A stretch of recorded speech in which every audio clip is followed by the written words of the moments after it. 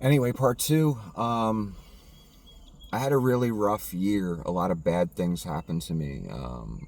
I had a hand injury in a car accident, and it's still not fully healed. It happened in December. It's still not fully healed. Probably never be the same. I can still feel my hands like in the healing process, not fully done. Not fully done. So here I am dealing with dumb social media censorship issues on a guy, again, with a squeaky clean background. You know what I mean? When I apply for jobs, I'm not worried they're going to find some, the jail sentence I had in 1994. You know what I mean? Because there weren't any. There's nothing. I'm not going to worry about, what charges I have against me, because there's nothing. There never was, and there's nothing in my history whatsoever. A very crooked police officer. Crooked's a kind word for this person. Did a background check on me because I was talking to someone they knew. So of course the social media guy has to be, there has to be something wrong with the social media guy, right? Even though I'm not the typical one. Ran a background check, found nothing. That same police officer tried to pin tax fraud on his wife on a business he was running. And when she wouldn't take the rap, he had her committed so she couldn't take his child and blah, blah, blah, blah, blah. And I could give you the rest of the story, but that's not important. And there's a reason I'm telling you these things right now. Please don't say, oh, well, you're not talking about Chris Cornell. I'll get to it. Hold on. I'm used to doing like 3-hour live streams, so I'm working my way too. I'm trying to explain something to my audience because, you never know when this is over. And it could be over tomorrow. Who knows? They don't treat me fairly. They let pure grifters, defamers, liars adjudicate it, broadcast, live stream, whatever the fuck they want to do, because they bring money in and I don't. That's simple. And I really don't have the power to sue. I mean, they're giving me like a golden opportunity here, but still, I really don't have the power. The time, the inclination, I just don't know what to tell people. It's just, it gets old after a while, I've struggled really hard this past 5-6 years. I sacrificed a lot to even get on camera, and they just shut me down whenever they felt like it. They didn't care if it cost me money. They didn't care if their defamation affected my reputation. People didn't care about, posting my address or phone number online. In other words, I'm one guy dealing with an army of people that are willing to go any lengths to ruin me and minimize this thing, and they've pretty much succeeded. Look at where we're at, 40 views a video now instead of 400. That's where I was at before. I was real big time, right, at 400 views a video. They couldn't even handle that. So look where we're at now. We're really nowhere now. So it's hard to get someone to hit the like button, let alone to figure out another channel that someone broadcasts on. But anyway, I gave you a few facts about Anthony Bourdain in that last video because I just want people to know. One person said, Nick, and I'm not mad at this person. I hear them. I get what they're saying. I know they're serious about it. I know they're sincere and they're coming from a good place. But I'm using them as an example. And it's a person I like, that I know. They basically said, Nick, I know you don't owe me anything, but I would have, I would really like to hear you talk about Chris today. And people that don't know all the facts might see it. That's a great sentiment. And I hear you. But they're going to make sure no one sees it, okay? They've done that already. Again, my channel is down to 400 views.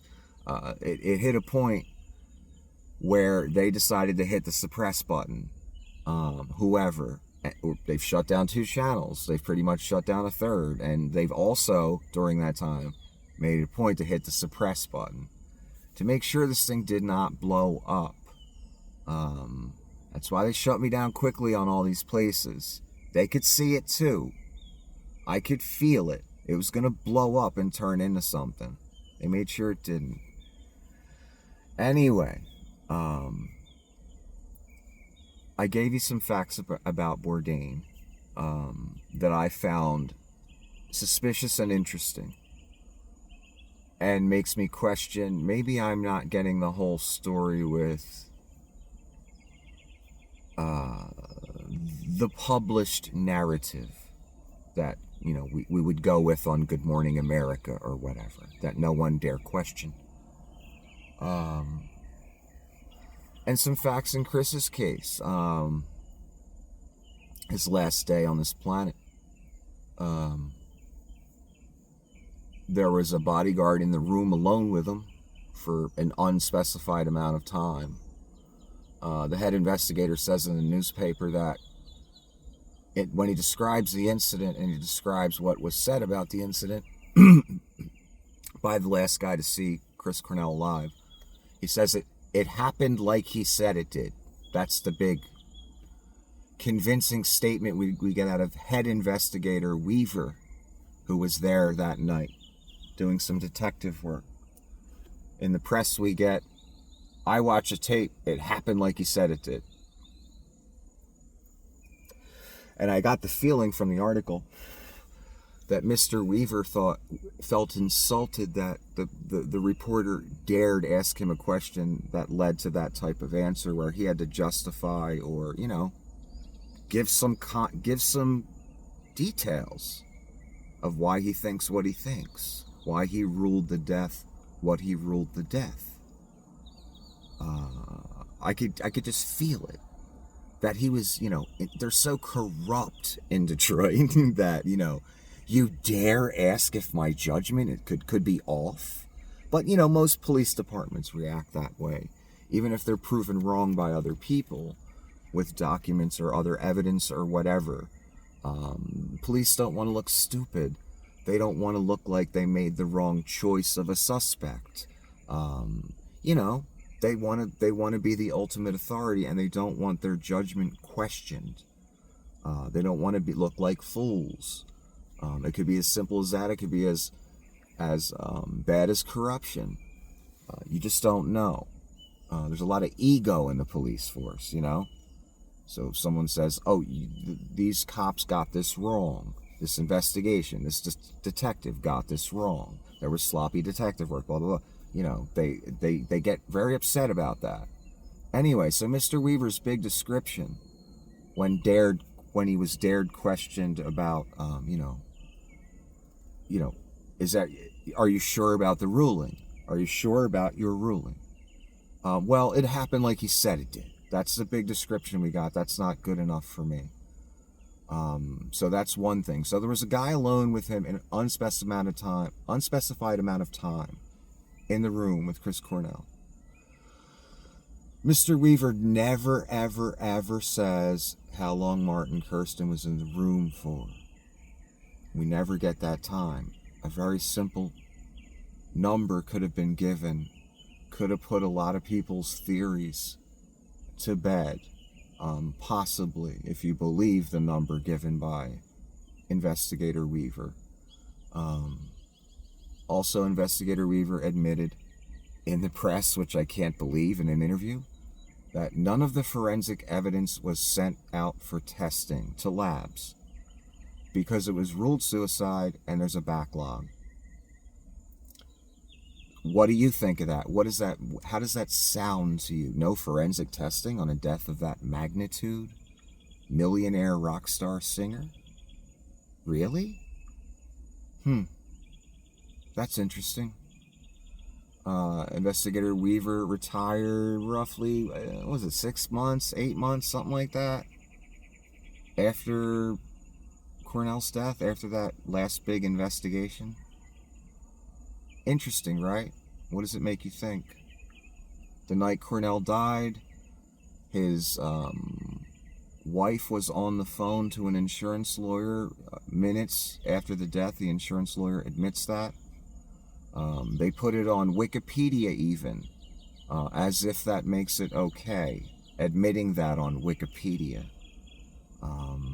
It doesn't. And when the insurance lawyer, his name is Pasek, did an interview, he tried to explain about, 5 different times in one interview. Yeah, it might seem kind of weird that, she called an insurance, they called an insurance attorney right away to be their spokesman. But, it's really because I'm a family friend. He kept trying to put that idea out there. He's a lawyer. He's rich. He thinks he's smart. He thinks that's not a tell. That's an obvious tell. That's someone over-explaining themselves because they know something appears wrong to the public. The normal person would ask themselves, why is the guy's wife, minutes after the guy's death, on the phone to an insurance attorney? That doesn't sound good. Even murderers wait longer than that to try and, get the insurance thing going. A lot of murderers will wait like a week, 2 weeks. I'm citing cases here with these numbers. A week, 2 weeks, a month. To not look too suspicious. Her lawyer admits it in an interview because he knows how bad it looks. He should have just kept it quiet. It probably would have never came out. Unless someone threatened that. I'm sorry about the birds. Maybe I should put the windows up.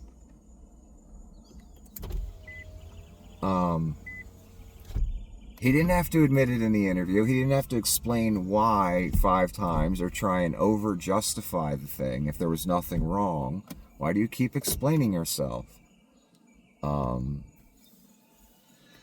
So the lawyer made the claim that he's a real family friend, and he gave stories about him and Chris talking about the music industry, sitting at a table together, like it was just like they were best buds. I'll continue this in part 3.